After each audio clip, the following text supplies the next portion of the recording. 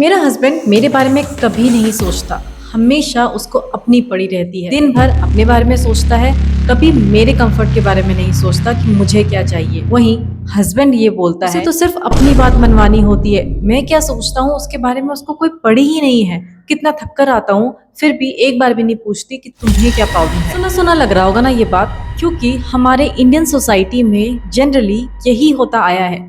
Husband wife को selfish बोलता है और वाइफ अपने हस्बैंड को नार्सिसिस्ट कहती है।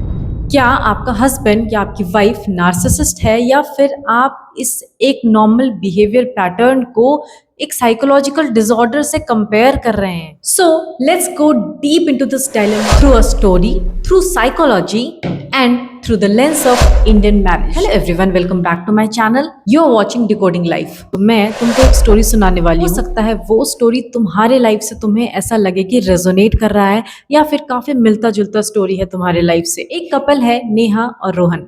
रोहन आईटी कंपनी में जॉब करता है, लॉन्ग वर्किंग आवर्स होते हैं और घर आने में भी उसको लेट हो जाता है। वहीं नेहा शादी के बाद घर की रिस्पॉन्सिबिलिटी की वजह से घर में रहने लगती है, अपने जॉब को उसने छोड़ दिया। ऑल्दो मैरिज के बाद डेफिनेटली जिसने जॉब छोड़ा वही पूरी तरीके से घर को संभाल रहा है, पर घर संभालने का क्या इनाम मिला उसे? कुछ भी नहीं, कोई अप्रिसिएशन नहीं। नेहा के मन में बार बार ये ख्याल आता है कि रोहन मेरे बारे में कभी कोई बात नहीं करता, वो मेरे बारे में सोचता ही नहीं है। उसके लिए सबसे इम्पोर्टेंट उसका काम है, उसके पेरेंट्स हैं, उसके फ्रेंड्स हैं, मेरे इमोशंस की उसको कोई कदर नहीं है, एंड इसीलिए उसके हिसाब से he is such a narcissist. वहीं रोहन के हिसाब से नेहा हमेशा चाहती के हिसाब से काम करे।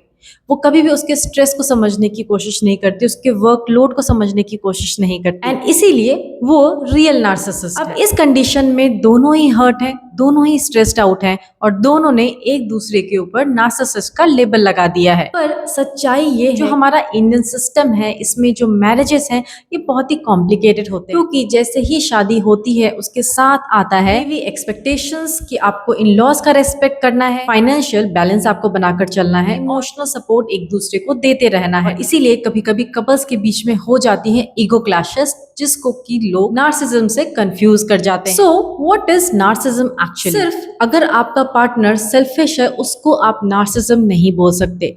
नार्सिसिज्म एक पर्सनालिटी डिसऑर्डर होता है जिसमें सामने वाला आपका पार्टनर आपके दर्द को बिल्कुल नहीं समझता, उसके अंदर आपको लेकर के कोई एम्पैथी नहीं होती है। वो हर चीज को कंट्रोल में रखना चाहता है, मैनिपुलेट करता है चीजों को, और अपने बारे में तो कभी कुछ गलत वो सुन ही नहीं सकता, हमेशा उसको अपनी तारीफ सुननी होती है। और इसके साथ साथ गैसलाइटिंग करता है वो, मतलब अपने पार्टनर को उसके ही एग्जिस्टेंस के ऊपर कंफ्यूज करता है, उसको बार बार डीमोरलाइज करता है। आपका पार्टनर नार्सिसिस्ट है ना, तो वो आपको बार बार ये बोलेगा कि तुम्हारे साथ तो रहना बहुत मुश्किल है, साथ कोई नहीं रह पाएगा, हमेशा तुम ओवर रिएक्ट करते रहते हो, हमेशा तुम पागलों की तरह करते रहते हो। एंड ये बात वो आपको तब तक बोलेगा जब तक आप खुद अपने ऊपर डाउट ना करने लगे कि कहीं मेरी ही गलती तो नहीं, मैं ही सिचुएशन पे ओवर रिएक्ट तो नहीं कर रही हूँ, कहीं मेरे में कोई दिक्कत तो नहीं है, मैं हर चीज को गलत नजरिए से तो नहीं देख रही हूँ। So before calling your spouse a narcissist, एक बिहेवियर पैटर्न जरूर नोट करो। ये नोट करो कि वो आपको जो भी बोल रहा है, आपसे लड़ाई कर रहा है, वो कोई पैटर्न तो नहीं है, या फिर ये सिर्फ ओकेजनल है, कभी कभी स्ट्रेस बर्स्ट हो रहा है उस इंसान का। ऐसा तो नहीं है कि वो स्ट्रेस में है या फिर उसको आपसे कोई भी मतलब नहीं है। ये चीज आप समझ जाएंगे कि वो आपके दर्द को समझ रहा है या नहीं समझ रहा है, आप जो काम कर रहे हैं उसके स्ट्रेस लेवल को वो समझ पा भी रहा है या नहीं, कहीं वो आपको मैनिपुलेट तो नहीं कर रहा। ये सिर्फ एक एक्सपेक्टेशन का क्लैश है। जो हमारा इंडियन माइंडसेट होता है ना, उसका तो क्या ही कहना।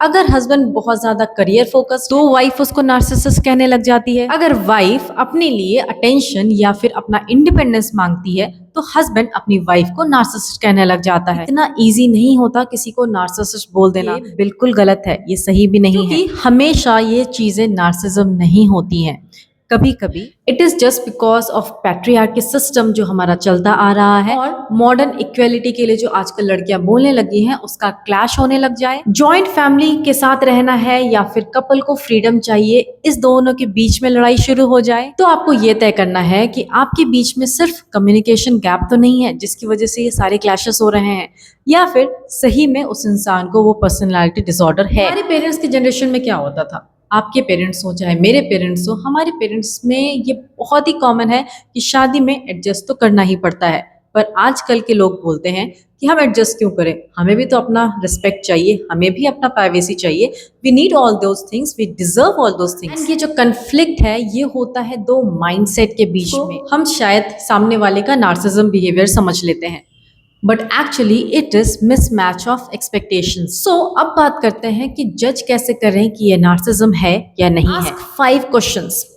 डू दे मॉक यू, या फिर आपके ऊपर जोक बनाते रहते हैं हमेशा? क्या हमेशा आपको आपका पार्टनर ये एहसास दिलाता है कि आप ही गलत हो, वो हमेशा सही है? इवन इफ वो गलत है तब भी वो कभी भी माफी नहीं मांगता, या फिर उसे आपके सामने झुकने में परेशानी है? क्या वो आपको सिर्फ एक ऑब्जेक्ट की तरह समझते हैं, जरूरत पड़ी तो यूज कर लिया और फिर छोड़ दिया? क्या आपको ऐसा लगता है कि आपके मैरिज में आपकी जो आइडेंटिटी है वो फिनिश होती जा रही है, वो कहीं धुंधली होती जा रही है? अगर इनमें से मैक्सिमम क्वेश्चंस के आंसर यस हैं तो हो सकता है कि आपका जो पार्टनर है वो नार्सिसिस्ट है। अगर आप ये जज कर लेते हैं कि ये सारी चीजें सिर्फ स्ट्रेस की वजह से हो रही हैं, कल्चरल डिफरेंस की वजह से हो रही है आप दोनों के बीच, या फिर टेम्पररी एंगर की वजह से हो रही है, तो ये सिर्फ एक कॉन्फ्लिक्ट है, ना कि कोई डिसऑर्डर। अब जब आपने इस पैटर्न को नोटिस कर लिया, इस चीज के बारे में जान लिया, तो अब डील कैसे करेंगे अपने ऐसे पार्टनर से? First point is clarity. सबसे पहले तो अपने पार्टनर को लेबल करना बंद कीजिए। डायरेक्ट आप उसको मुंह पे बोल दो कि तुम तो नार्सिसिस्ट हो, नहीं।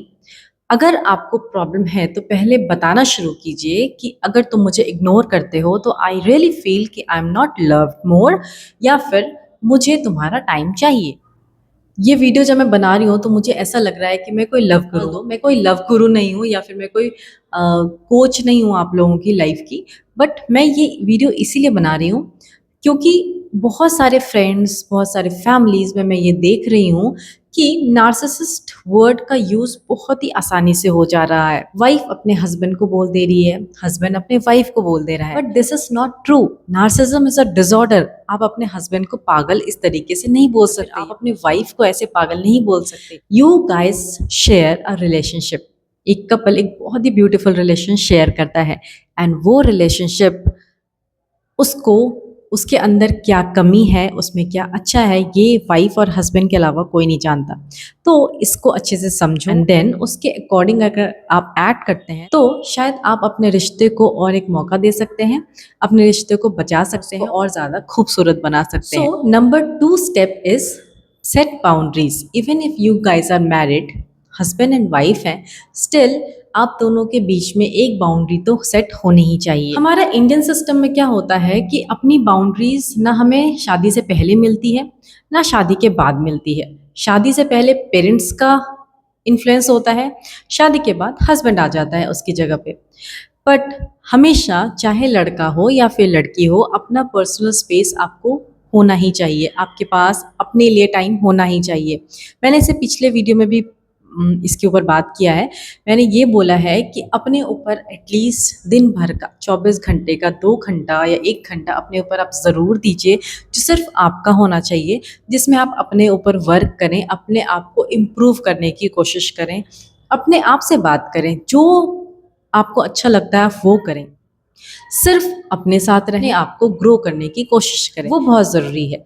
आप अपने लिए टाइम निकालिए और आप उसके मतलब अपने पार्टनर के टाइम का भी उतना ही रिस्पेक्ट कीजिए, उसको भी अपना पर्सनल स्पेस दीजिए और आप अपना भी पर्सनल स्पेस बना कर रखिए। It is very important for a relationship. कहूँगी 2 कमरे ही होने चाहिए, वो हस्बैंड का अलग रूम होना, वाइफ का अपना रूम होना चाहिए। जब मन करे बेटा साथ में आकर रह लो, जब ना मन करे तो अपने अपने रूम में जाकर अपना टाइम स्पेंड करो। आजकल इतना ज़्यादा आसान नहीं है क्योंकि बड़े शहर में घड़ी इतने छोटे होते हैं, बट अपना टाइम आपको निकालना ये आपकी जिम्मेदारी है। Third part is counselling. Counselling का मतलब ये होता है कि थेरेपी लेने के लिए जाना। इसका मतलब तो ये बहुत ही बड़ा कुछ कांड होने वाला है इनकी लाइफ में। इंडिया में तो यही टैबू है, बट बिलीव मी, कभी कभी एक काउंसलर, एक थेरेपिस्ट या फिर कोई बड़े जिसकी आप रिस्पेक्ट करते हैं, जिसकी आप बात मानते हैं, कोई भी एल्डर आपको ज़्यादा अच्छे से समझा सकता है, आपके अंदर के आग को वो आराम से शांत कर सकता है अगर आप उनके पास जाएँगे, उनसे हेल्प लेंगे तो। Step 4 is watch for the red flags. Red flags को कभी भी इग्नोर मत कीजिए। अगर आपको ऐसा लगता है कि कुछ प्रॉब्लम है, कुछ बिहेवियरल अबनॉर्मलिटी है, तो उसको ज़रूर नोट डाउन कीजिए। B it gaslighting, B it manipulation, B it झूठ बोलना, ये सारी चीज़ें बहुत ज़्यादा इम्पैक्ट करती है वाइफ और हस्बैंड के रिलेशनशिप को। इस समय प्रोफेशनल हेल्प या फिर उस रिश्ते से बाहर निकल जाना हेल्प कर सकता है। And the number 5 step is self reflection.